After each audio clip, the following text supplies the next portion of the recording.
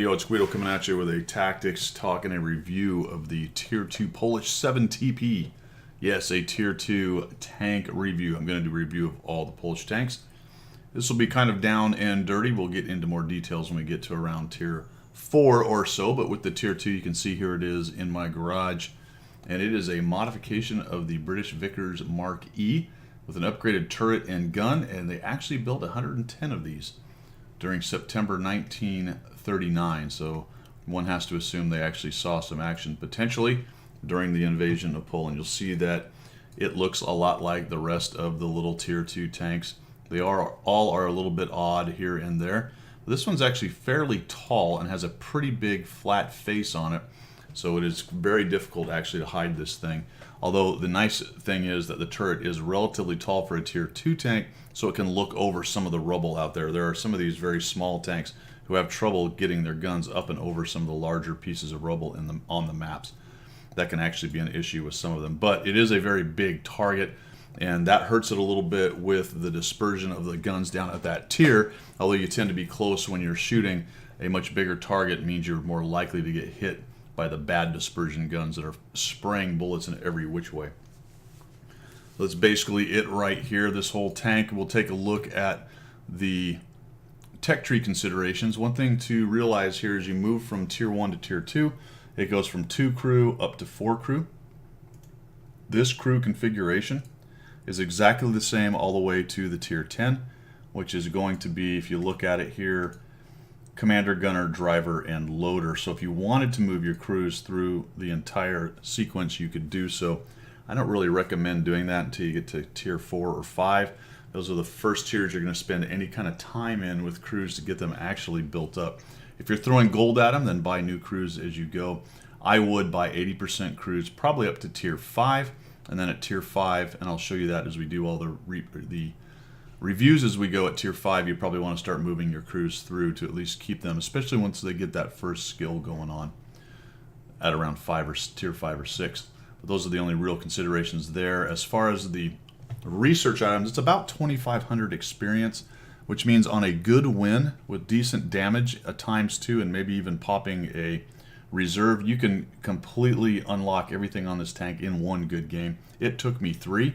2 losses and a win, but what you'll notice if you go over to the garage is I actually have 1,383 extra experience on that tank that I don't need. And you can see I've unlocked everything. I didn't use any free experience on this. I actually unlocked it as I went. This Tier 2 gun actually belongs as an upgrade to the Tier 1, which I didn't use. I actually just used the autocannon or the machine gun right there. But if you unlock it at Tier 1, you'll automatically obviously get it at Tier 2.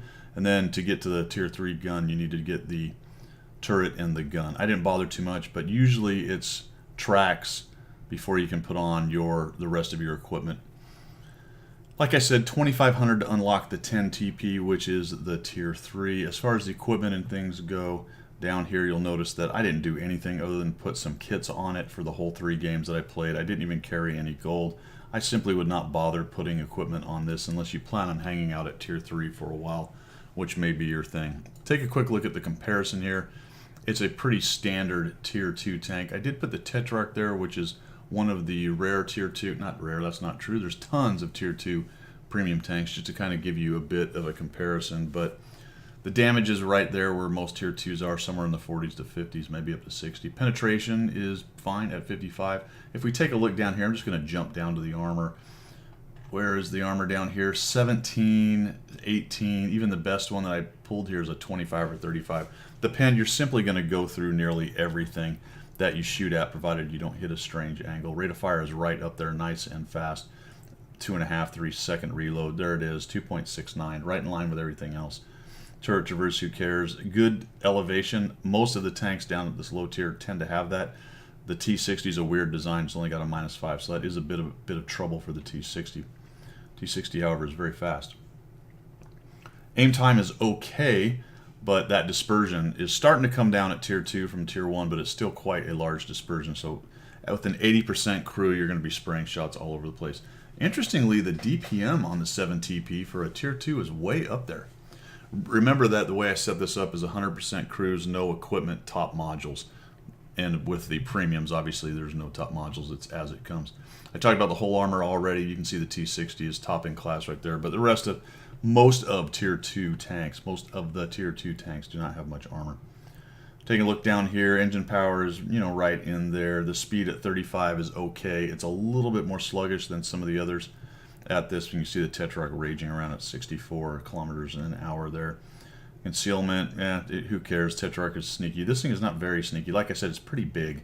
So you're going to have a hard time hiding, or a harder time hiding than the rest of the tanks in its class right there, or most of the rest of the tanks. So pretty comparable. I'd say the big thing about this tank is its DPM is quite high, which is a bit unusual. I mean, it's a good 300 above the Tetrarch and 200 above the next competitor, with the Sturv right there at 1065.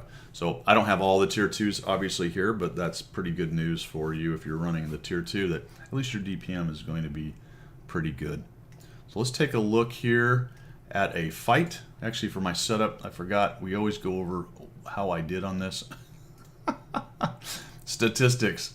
How did I do? I was 1-3, so I was 100% on the one fight I did in the Tier 1, and in the Tier 2, it took me 3 battles, one of them being a win and getting me way more experience than I really needed. Looking at all this, there's not really much to find here. I actually killed a whole tank. Oh, sorry, 2 tanks. A whole 2 tanks right there. Damage caused 252, average damage received 178. At least the damage caused was slightly above. Experience is down there pretty low. And really nothing else to learn here. It's a Tier 2 tank. You should be able to get through it, like I said, with 2,500 experience. 1 good win or maybe 3 losses, and you're pretty much done with this tank. Let's go on to a quick gameplay review, just so you can kind of see how this thing fights. On Abbey once again, and going to head down here towards the south, spawned into the north. We've got some guys coming, and it looks like we've got a T2, a T127, and that's going to be problematic. When you start meeting the Tier 3s with your Tier 2, it is going to be a bit of a problem. I didn't carry any gold. I'm just trying to get through this without worrying too much about spending a bunch of silver and stuff, but this is where you're going to maybe be wanting some gold when you're dealing with things like the T127, which is a really good tank.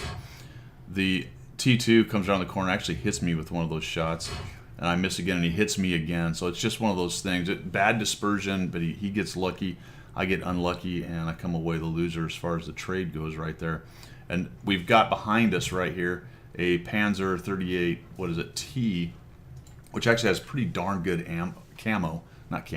armor for this tier. So he's gone hold down behind these wrecks here, and now we've got kind of the standoff between us. I'm going to keep poking around here trying to get a shot. Being a little bit aggressive, I get a shot into the Panzer 1C guy right there. He just wants to get around me and machine gun me down, but unfortunately he's being stopped by the 38T. Put a shot into him, but he also hits me, the L640. Down goes one of them. Panzer 38T's got him one of them. And they're just having a really hard time dealing with that guy's armor back there. Pretty standard lower tier kind of fight now that everyone's stagnated and stuck together here. I'm just looking for my opportunity to come forward. The T127 makes a run for it, so I'm glad to shoot him in the back. I'm seeing if I can't sneak one more into him, but I can't quite. Got the L640 hanging out right here, trying to get a shot on him. And I've gone to 480 ping, unfortunately, so I'm fighting that, and I roll up and over off of a rock. The good news is that my friend back here actually helps me out. The TKS-20 comes running in here, looking for an opportunity to push me over and get me righted. So appreciate that to Gray 6 and the TKS. Nicely done. Little tankette does his thing, and now we're going to come in here, and I've got still sitting at 500 ping. I'm actually uploading something right now which I had forgotten about, and it happened about halfway through the game, so I've just got to deal with it. I'm going to see if I can get in here and get a shot on this guy. Down goes that guy. Finally the Panzer 38T pushes. I have no idea why it took him so long. And it's just something you have to deal with down at low tiers. People are trying to figure out the game. They are disincentivized from being very aggressive because you tend to get disintegrated down at the low tiers with the rapid firing guns and the low hit point pools. So people become extra careful, even if they've got the armor. I'm still fighting this ping thing here, so I'm going to come over, get back up the middle. This little ramp here is a nice way to get up into this area. It does allow a little bit of movement from the east side back to the center.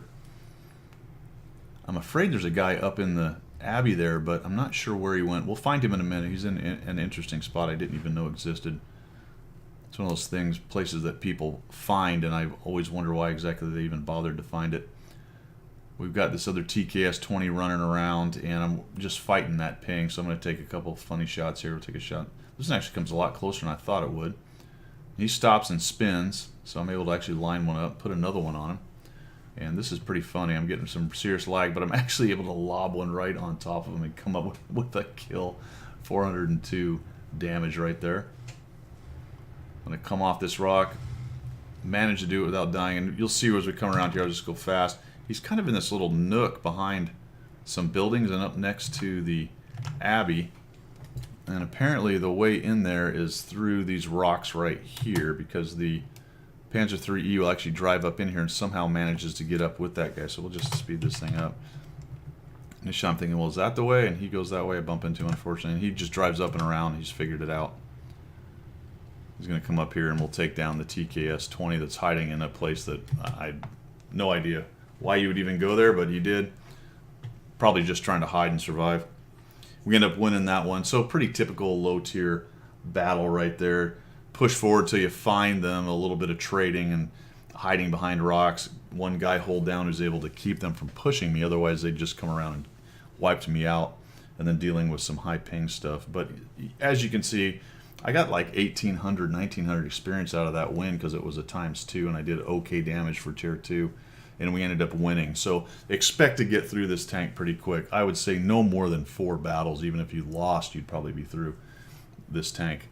If you win one along the way and do any kind of damage, you're probably just about done with the grind on the tier 2 7 TP Polish tank. I'm just going to show you this part of the battle right here. I've gone up into Tank Valley. I'm in Himmelsdorf, and I've spawned down at the bottom there, or in the, not in the bottom, obviously the south of the map. And you can see the giant dispersion on this. Trying to pick shots at little turrets like that is very difficult. Side scraping is always something you should do almost no matter what tier you're at, provided you don't need to be pushing or flanking or something. In case like this, just minimizing the amount of your tank that's shown. But I'm unfortunately showing the big flat part. I'm the big old target out there, and I'm only going after their little turrets.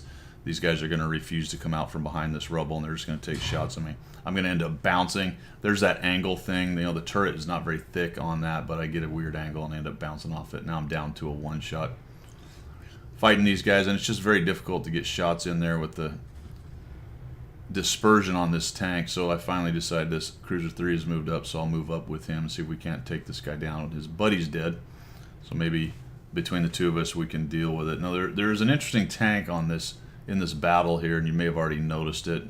He will come over and end my day here in just a moment. I'm trying to figure out how I can get at this guy. We got the Cruiser just died. I get a shot on him finally. Something works out for me as far as snapping goes, and the other 7 TPs moving up. And as per usual, down at this level, a guy with a bunch of hit points simply isn't willing to get out there and help me take this guy out. There's a miss. There's bad gunnery on my part. He's doing a pretty good job hiding behind this tank, so it's clearly somebody who knows what they're doing right here. Try to get in and get a shot. There we go. There's a shot down to 61. This other TP should have just pushed in and killed him. And all of a sudden I see this guy and I put a shot and down I go. That's a Panzer IIJ, which is one of the more ridiculous tanks in the entire game. He just drives through everything. He doesn't really even have to think. Just drives at him and shoots. An otherwise pretty mediocre to bad player, but is running 65% in his ridiculous Panzer IIIJ. So that thing is, I mean, quite honestly, that tank is just a massive joke. There are some TDs now that can push through its armor and things. But in a game like this one right here, there simply isn't anything that's going to stop them, unless, even if you get around behind them, because even the back and side armor is kind of ridiculous on it. Anyway, wah about that. Just showing you that on this one, that the dispersion can be tricky, and some of the things you do at mid to high tiers with little snapshots and pokes and prods can be very difficult at this level.